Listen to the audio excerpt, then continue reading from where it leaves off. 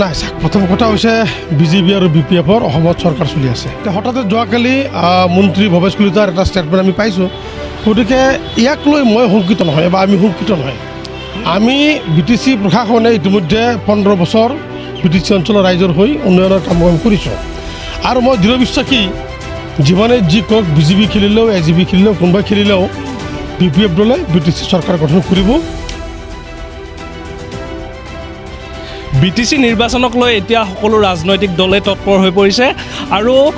যি ন কৌশল হয় সকলো কৌশলে এতিয়া অৱলম্বন কৰিছে সকলো ৰাজনৈতিক দলে আৰু এই মুহূৰ্তত মোৰ লগত উপস্থিত আছে বিটিচিৰ কাৰ্যবাহী সদস্য জগদীশ চৰকাৰ তথা বিপিএফৰ সাধাৰণ সম্পাদক গৰাকী আছে মই তেওঁৰ পৰা পোনে পোনে জানিবলৈ চেষ্টা কৰিম কি ক'ব এইবাৰ আপোনালোকে নিজাববীয়াকৈ যি প্ৰতিদ্বন্দ্বিতা খেলিব আনহাতে বিজেপিও তেওঁলোকৰ যি কেণ্ডিডেট দিব এই ক্ষেত্ৰত কি ক'ব নাই প্ৰথম কথা হৈছে বিজেপি আৰু বিপিএফৰ অসমত চৰকাৰ চলি আছে বা কেন্দ্ৰতো চৰকাৰ চলি আছে আৰু যোৱা সময়ছোৱাত বিপিএফে আৰু বিজেপিৰ আলোচনা চলি আছিল যে বিটিচিত একেবাৰে বিভিন্ন ৰাজনৈতিক দল যদিও খেলিব আমি ঐক্যবদ্ধভাৱে নিৰ্বাচনত অৱতীৰ্ণ হ'ম এতিয়া হঠাতে যোৱাকালি মন্ত্ৰী ভৱেশ কলিতাৰ এটা ষ্টেটমেণ্ট আমি পাইছোঁ গতিকে ইয়াক লৈ মই শংকিত নহয় বা আমি শংকিত নহয় নিৰ্বাচন জিতা হাৰাটো থাকে ইতিমধ্যে 15 বছৰ বিটিচি অঞ্চলৰ ৰাইজৰ হৈ উন্নয়নৰ কাম কৰিছোঁ আৰু মই দৃঢ় বিশ্বাসী যিমানে যি কওক বিজেপি খেলিলেও এজিপি খেলিলেও কোনোবাই খেলিলেও বিপিএফ দলে বিটিচি চৰকাৰ গঠন কৰিব আমি দৃঢ় আমাৰ লগত ৰাইজ আছে কাৰণ আমি উন্নয়ন কৰিছোঁ আমি কাম কৰিছোঁ এই অঞ্চলত আজি যদি মোৰ সমষ্টিত চোৱা যায় মোৰ সমষ্টি মৰিবুৰী সমষ্টিত এই অঞ্চলৰ ৰাস্তা ঘাট স্কুল কলেজ এনেধৰণৰ যিবিলাক পৰিত্যক্ত আছিল এই অঞ্চলত একো নাছিল যোৱা 2005 চনৰ আগত এই অঞ্চলৰ যিটো ৰে ৰূপ আছিলে আৰু আজিৰ যিটো ৰে ৰূপ এইটো যদি কম্পেয়াৰ কৰা যায় যথেষ্টখিনি উন্নয়নমূলক আঁচনি এই অঞ্চলত আহিছে আৰু আমি আত্মবিশ্বাসী এই অঞ্চলৰ ভোটাৰ ৰাইজ আমাৰ লগত আছে আমি আহি থকা সময়তো এই অঞ্চলৰ ৰাইজৰ বিভিন্ন জনগোষ্ঠীৰ ৰাইজৰ সহযোগিতা আমি পাম ইতিমধ্যে মই নিজে প্ৰাৰ্থী হিচাপে ঘোষণা কৰাৰ পিছত মুঠ প্ৰাৰ্থী হিচাপে ঘোষণা কৰাৰ পিছত মই ৰাইজৰ মাজত সোমাইছোঁ সদায়েই বিভিন্ন গাঁৱত বিভিন্ন অঞ্চলত বিচিডিচিবিলাকত সভা সমিতি মই গাই আছোঁ আৰু যথেষ্ট সঁহাৰি ৰাইজৰ মূলত আছে আৰু মই নিশ্চিত আজিৰ দিনটোত মোৰ বিৰুদ্ধে একমাত্ৰ ইউপিপিএলৰ গোবিন্দ বসুমতাৰীৰ বাদে বেলেগ ৰাজনৈতিক দলৰ কোনো তৎপৰতা মই দেখিবলৈ পোৱা নাই গতিকে বিজেপিয়ে খেলিব কংগ্ৰেছে খেলিব আৰু কোনোবাই খেলিব তেওঁলোকৰ কথা কিমান চিট আশা কৰে না আমিতো ইতিমধ্যে বিপিএফে আমাৰ যিটো পৰিকল্পনা আমি ইতিমধ্যে আমি ঘোষণাই কৰিছোঁ যে আমি 34টা সমষ্টিত খেলিম 6টা সমষ্টি আমাৰ দলৰ হাইকমাণ্ড হিচাপে বাৰে বাৰে কৈ থকা হৈছিল যে 6টা সমষ্টিত বিজেপি খেলিব গতিকে আজিৰ দিনটোত আমাৰ টাৰ্গেট 30টা আমি 30টা সমষ্টিত আমি টাৰ্গেট হিচাপে লৈছোঁ আৰু আমি দৃঢ় যে বিটিচি অঞ্চলত থকা বিপিএফ এটা ৰাজনৈতিক দল যি ৰাজনৈতিক দলে বিভিন্ন সময়ত বিভিন্ন ধৰণৰ কথাবিলাক কয় কিন্তু বিপিএফ দলৰ কথা আৰু কামৰ মাজত এটা মিল আছে সামঞ্জস্য আছে এই অঞ্চলত থকা বিভিন্ন জাতি জনগোষ্ঠীৰ ৰাইজ বিপিএফৰ লগত আছে গতিকে মই নাভাবোঁ যে বিজেপি খেলিলেও হয় কণ্টেষ্ট হ'ব বিজেপি বিপিএফ ইউপিপিএল এনেকৈ কণ্টেষ্ট হ'ব কিছু কিছু সমষ্টিত বৰ বিশেষ কণ্টেষ্ট হ'ব বুলি মই নাভাবোঁ গতিকে মই দৃঢ় মৰিবুৰী সমষ্টিৰ ভোটাৰ ৰাইজে মোক আকৌ এবাৰ নিৰ্বাচিত কৰিব ইয়াত মোৰ কোনো সন্দেহ নাই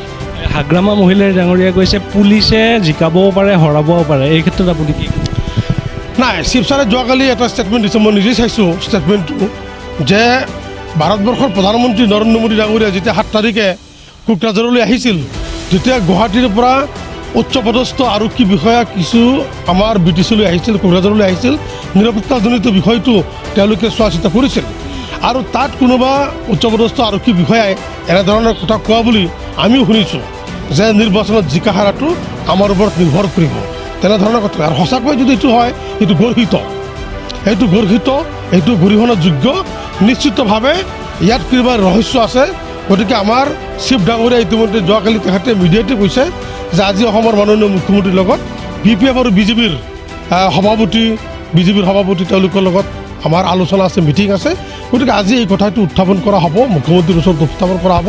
এনেধৰণৰ কথা কোৱাৰ সাহস ক'ত পালে কাৰণ মই নিজেও জানো যে নিৰ্বাচনটো কণ্ডাক্ট কৰে নিৰ্বাচন আয়োগে গতিকে তাত কোনোবা পুলিচ বিষয়া যদি তেনেকৈ কৈছে এইটো গৰ্হিত এইটো ভাল কথা কোৱা নাই কেন্দ্ৰত আৰু ৰাজ্যত যি বিজেপি চৰকাৰ আছে তেওঁলোকৰ প্ৰৰোচনাত বা তেওঁলোকৰ হস্তক্ষেপত এনেধৰণৰ মন্তব্য কৰা বুলি আপুনি না কৰিব পাৰে একোটা অস্বাভাৱিক নহয় কাৰণ অসম বিজেপিত এনেধৰণৰ মাজে মাজে কিছুমান কথা ওলাই থাকে,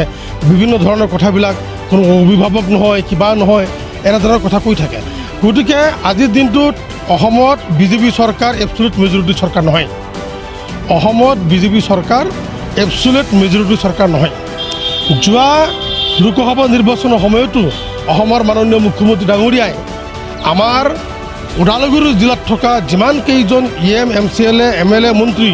আমাৰ লগত কথা পাতিছিল, আমাৰ লগত বহিছিল, তেওঁলোকে আমাক কথা দিছিল, মুখ্যমন্ত্ৰী ডাঙৰীয়াই আমাক কথা দিছিল যে আহি থকা BTC নিৰ্বাচনত আমি BPFক এৰি দিম। তেওঁলোকে সাংসদ দিলীপ শইকীয়া ডাঙৰীয়াক নিৰ্বাচিত কৰিবৰ কাৰণে আমাক দায়িত্ব দিছিল আৰু আমি যিমানখিনি পাৰোঁ আমাৰ সাধ্য অনুযায়ী আমি হাতে কামে লাগি দিলীপ শইকীয়াক নিৰ্বাচিত কৰাৰ ক্ষেত্ৰত আমি কাম কৰিছিলোঁ। গতিকে আজিৰ দিনটোত তেওঁলোকৰ কিছুমান নেতাই কিছুমান কথা কৈ আছে, যদিও কথাবিলাক কৈছে আমি সেইখিনি কথাক আমি গুৰুত্ব প্ৰদান কৰা নাই, কাৰণ তেওঁলোকে কিহৰ ওপৰত ভিত্তি কৰি কথাবিলাক কৈছে, কিয় কৈছে, সেইটো তেওঁলোকৰ আলোচ্য বিষয়, সেইটো আমাৰ আলোচ্য বিষয় নহয়। গতিকে মোৰ সন্দেহ হয় হয়তো তেনেধৰণৰ কিবা প্ৰৰোচনা আছে নেকি, যাৰ সাহসটো উচ্চপদস্থ আৰক্ষী বিষয়াই পাব পাৰে যেন আমাৰ হাতত জিকা হাৰা নিৰ্ণয় হ'ব বুলি হয়তো হ'বও পাৰে। এতিয়া অন্তিমটো আপোনাক প্ৰশ্ন কৰিব বিচাৰিছোঁ, নিৰ্বাচনী যি এতিয়া হাৱা আৰম্ভ হৈছে, আপোনালোকৰ BPF দলৰ মূল লক্ষ্য কি? আমাৰতো এটাই লক্ষ্য, আমি যোৱা আগৰ পৰাই কৈ আহিছোঁ যে BTCত BPF দলৰ এটাই লক্ষ্য,